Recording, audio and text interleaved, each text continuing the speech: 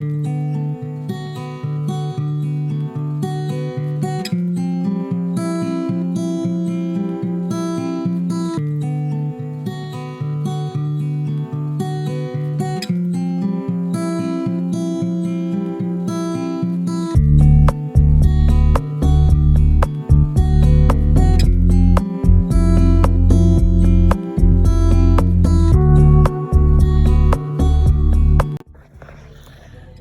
Morning সবাইকে, আর happy Saraswati পুজো।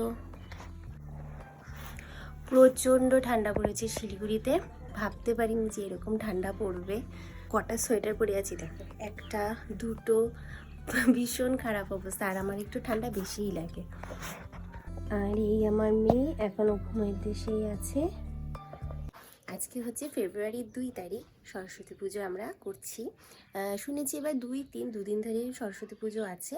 তো 2 তারিখে লাগছে হচ্ছে, মানে আজকে লাগছে হচ্ছে 12টা থেকে 12টা, হ্যাঁ 12টাই হবে, 12টা থেকে পঞ্চমী লাগছে। আর কালকে বোধহয় 10টা না 9টার মধ্যে শেষ হয়ে যাবে। তো আজকেই আমরা পুজোটা করবো ভেবেছি। তো আমাদের পুরোহিত আসবে হচ্ছে এই 1:30টা নাগাদ। প্রবলেম হলো যেটা, আজকে ফিলিংসটাই হচ্ছে না যে সরস্বতী পুজো, কারণ সকাল থেকে ওটা এত তোড়জোড় থাকে সরস্বতী পুজোর সময়, সেই তোড়জোড়টাই আজকে হচ্ছে না। মানে সবাই ঢিলে, মানে যে আস্তে আস্তে সব করছি, কারণ কালকে কিছুটা মা করেই রেখেছে। আর মানে আজকে সকালে উঠে আমরা এই করবো, ফিল্ডে নামবো। এখন বাজে এই 8:30-9টা। তো আমরা ভেবেছি 10টার দিকে সব রেডি করা শুরু করব, তাহলেই মোটামুটি আমাদের হয়ে যাবে। কিন্তু কি, ওই যে সরস্বতী পূজায় গিয়ে সকাল সকাল শাড়ি পরে বেরিয়ে যাব, সমস্ত জোগাড় করতে হবে, এই ফিলিংসটাই আজকে হচ্ছে না। জানি ধীরে সুস্থে করলেও মানে মোটামুটি 1 ঘন্টা লাগবে সব কিছু জোগাড় টোগাড় করতে। তো কুহুকেও আজকে ওঠানোর তাড়া নেই, ওরও আজকে ঘুমটা ভালোই হয়ে যাচ্ছে।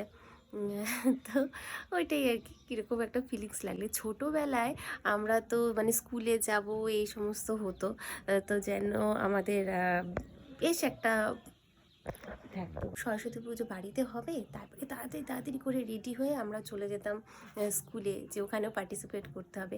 এবার কুহুদের আগের বছর আমি তো ছিলাম আসামি, তো সেখানে কিন্তু খুব এনজয় করেছিলাম, কারণ কুহুদের স্কুলে প্রোগ্রাম ছিল, ওকে রেডি করে ওকে স্কুলে পাঠিয়েছিলাম। তারপরে আমি গেছিলাম, বাড়িতে করতে পারিনি, গুয়াহাটির যে বাড়িটাতে নিজে করিনি, কিন্তু ওদের স্কুলে করেছিলাম। তারপরে যে সোসাইটিতে, ওই যে তোমরা তো দেখেইছো বিহু টিহুরা থাকে, ওই সোসাইটিতে আগের বার গেছিলাম, খুব এনজয় করেছিলাম আগের বার।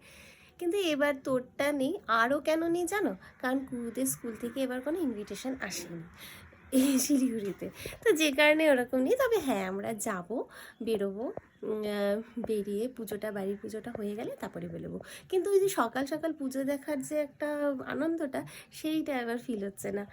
কারণ সকালটাই নেই, শুরুই হচ্ছে 12টার সময়। আমি যে একটু বাইরে গিয়ে দেখবো ঠাকুর, সেটাও হচ্ছে না, কারণ কোথাও পুজো হবে না। তো দেখা যাক এখন আজকে দিনটা কীরকম যায়, তোমাদেরকে দেখাবো। আগের বার কিন্তু সরস্বতী পুজো করেছিল ভ্যালেন্টাইন ডের দিনই।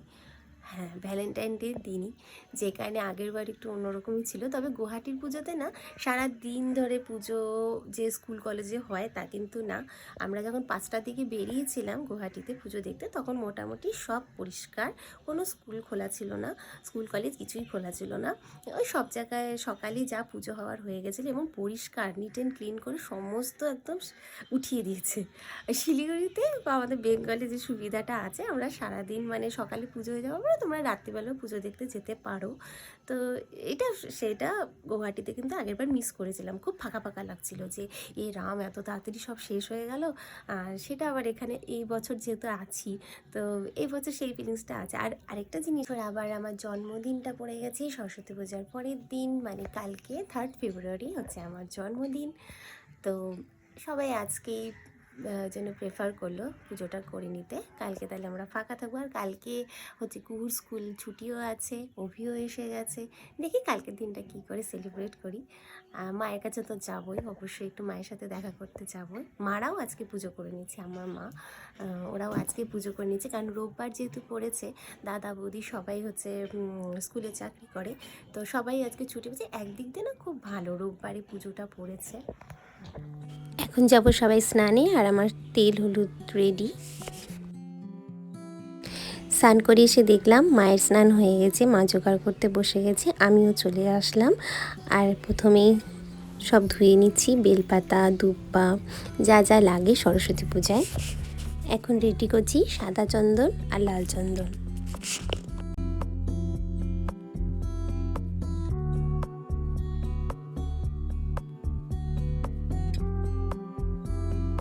তোমরা দেখতেই পাচ্ছ আমাদের বাড়িতে কিন্তু ফটোতে সরস্বতী ঠাকুরের পুজো হয়। আগে না মূর্তি তুলেই পুজো হতো, মানে আমি বিয়ে হয়ে এসেও তাই দেখেছি। কিন্তু এখন মূর্তি না জলে দেওয়াটা খুব সমস্যার, কারণ কেউ বাড়িতে থাকে না, আমরাও থাকি না। তাই মারা ডিসাইড করেছে এখন থেকে ফটোতেই করবে। ভবিষ্যতে যদি ভালো পাই তখন করব। আর এই যে আমার মেয়ে বসে গেছে শিকল বানাতে, কালকে রাত থেকেই বানাচ্ছে নিজের চেষ্টায়, যা হচ্ছে করছে। কি সুন্দর হচ্ছে। চন্দন বাড়তে বাড়তে চলে গেছিলাম কুকুকে স্নান করিয়ে রেডি করাতে, ওকে রেডি করিয়ে আবার চলে এসেছি পুজোর কাজ করতে। মোটামুটি সব রেডি, নৈবেদ্যের থালা রেডি। আমাদের বাড়িতে এভাবেই সাজানো হয়। আর মা এখন বসাবে ঘট। আমার শ্বশুর বাড়িতে ঘটে স্বস্তিক চিহ্ন আঁকার নিয়ম নেই, দিতে হয় সিঁদুরের 5টি ফোঁটা। আমাদের পলাশ ফুলের অবস্থা একটা একটু দেখা যাচ্ছে, বাকিগুলো চলছে না। কি অবস্থা। রেডি করে ফেললাম পুষ্পপত্র।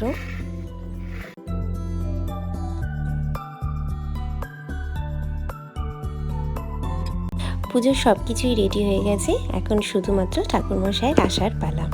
আর আমি চলে গেলাম মেয়েকে রেডি করতে। আগের বছর এই শাড়িটা ওর বাবা ওকে কিনে দিয়েছিল, কিন্তু এবার দেখছি অনেকটাই ছোট হয়ে গেছে। এত তাড়াতাড়ি কেউ লম্বা হয়ে যাচ্ছে না, কি বলবো।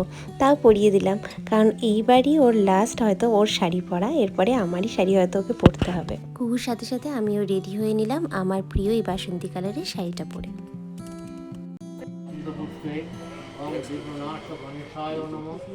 চলে এসেছেন ঠাকুরমশাই, আর এখন মাতৃবন্দনা শুরু।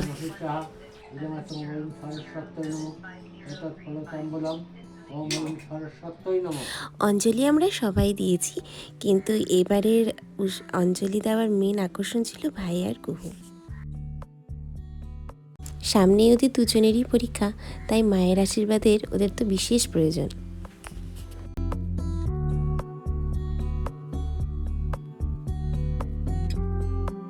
ঠাকুরমশাইদের এই হলো অবস্থা। ছোটবেলায় মনে হয়েছে ঠাকুরমশাইদেরটি টেনে টেনে অন্য বাড়িতে নিয়ে যেত, আর এখন হয়েছে ফোন। পুজোর আরতি শেষ, এখন সব ঘরে দেখিয়ে দিচ্ছি পুজোর আরতির আগুনের ছোঁয়া। পুজো শেষ, আর এখন হলো প্রসাদ বিতরণের সময়।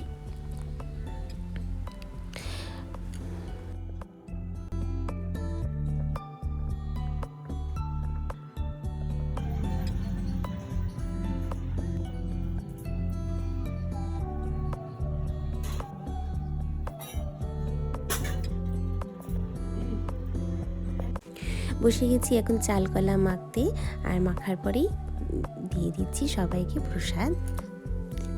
প্রসাদে তো তোমরা দেখলেই সব কিছু রয়েছে, চাল কলা, বিভিন্ন রকমের ফল।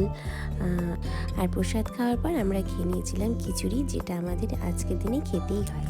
প্রসাদ টসাদ খেয়ে এখন রেডি হয়ে যাচ্ছি একটু ঘুরু করতে যাব বলে। আর এই ছিল আমার সন্ধ্যাবেলায় সরস্বতী পূজার দিনের পরা একটা ড্রেস। তবে এই ড্রেসে থাকবো না, উপরে পরে নিতে হবে একটা সোয়েটার, কারণ জানোই বাইরে প্রচণ্ডই ঠান্ডা ছিল। আর আমার তো ঠান্ডাতে আমি একদম মানে জমে যাই বললেই চলে। আজকে যাব বাইরের স্কুলগুলোর পুজো দেখতে, আমাদের কলেজের পুজো দেখতে। পরে নিলাম এই ব্রাউন ব্লেজারটা, আর এখন আমি রেডি। আর চলে এসেছি এই আমার ছুটকি রং, ও হচ্ছে রেডি। শাড়িটার সাথে কানে কি পরবো বুঝতে পারছিলাম না, হঠাৎই চোখ পড়লো এই কানেরটাতে। কানেরটা আমাকে আমার মা দিয়েছিল, গিফট করেছিল। তো সোনার নয় কিন্তু, বাট ব্র্যান্ডেড একটা কোম্পানির কানের দুল। এটা পরাই হচ্ছিল না, তো এটার সাথে পরে নিয়েছে। তো এটাই ছিল আমার সরস্বতী পূজার ফুল লুক। কেমন লাগছে আমাকে অবশ্যই জানিও। এটা মাঠ, এটা মাঠ। আয় এদিকে, এই যে এটা আমাদের রুম, এদিকে এইদিকে আমাদের রুম, এদিকে চলে এসেছি এখন আমি আমাদের কলেজে, শিলিগুড়ি কলেজে, যেখানে আমরা অনেকটা টাইমই কাটিয়েছি।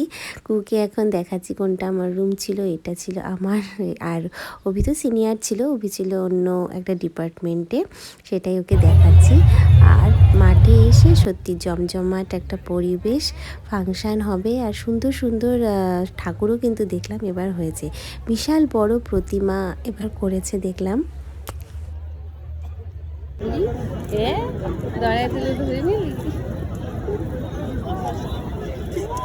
একই মাঠে হয়েছে তিনটে পুজো। এখন যে পুজোটা দেখছো এটা হচ্ছে শিলিগুড়ি ডে কলেজের পুজো, বিশাল বড় করে বানিয়েছে দেখলাম এবার। আর এখন যাচ্ছি আমরা নাইট কলেজের পুজো দেখতে, এটাও খুবই সুন্দর করেছে। আর এখানটায় দেখলাম প্রচুর ভিড়, কারণ হচ্ছে ছোট ছোট ছেলে মেয়েদের নাচের প্রোগ্রাম। চলে এসেছি কমার্স কলেজের পুজো দেখতে, আর কি সুন্দর আলপনা দিয়েছে এখানে দেখো। কলেজ থেকে বেরিয়েই রাস্তায় দেখতে পেলাম বিশাল বড় একটা প্যান্ডেল, ভাবতেই পারিনি যেটা সরস্বতী পুজোর প্যান্ডেল। এই প্রথমবার দেখলাম সরস্বতী পুজোর একটা থিমের উপরে প্যান্ডেল করা হয়েছে, খুবই সুন্দর করেছে। এই প্যান্ডেলে যে থিমটা করা হয়েছে মেনলি নারী শক্তিকে প্রেজেন্ট করা হয়েছিল। মায়ের মূর্তির আকারও ছিল বিশাল আকারের আর খুবই সুন্দর। রাত পোহালেই ছিল আমার জন্মদিন, তাই সবাই রাত্রিবেলায় নিয়ে এসছে আমার জন্য একটা কেক, বেসিক্যালি আমার মেয়ে আর আমার হাজব্যান্ড। অনেক বছর পরে আমার যে জন্মতিথি সবই একসাথে পড়েছে, এমনকি আমার জন্ম 12। তো 3 তারিখে পড়ে গেল আমার জন্মদিন, সরস্বতী পুজোও আছে। জন্মদিন কিভাবে সেলিব্রেট করলাম তোমাদের সবই দেখাবো, এই ব্লগে সেটা সম্ভব না। দেখা হচ্ছে নেক্সট ব্লগে। আজকে সরস্বতী পুজোর ভিডিওটা তোমাদের কেমন লাগলো অবশ্যই আমাকে কমেন্টে জানিও। ভালো লাগলে বন্ধুদের সাথে শেয়ার করো, লাইক করো আর চ্যানেলটাকে সাবস্ক্রাইব করে নিও। দেখা হচ্ছে খুব শিগগিরই আমার জন্মদিনের ব্লগ নিয়ে। টাটা।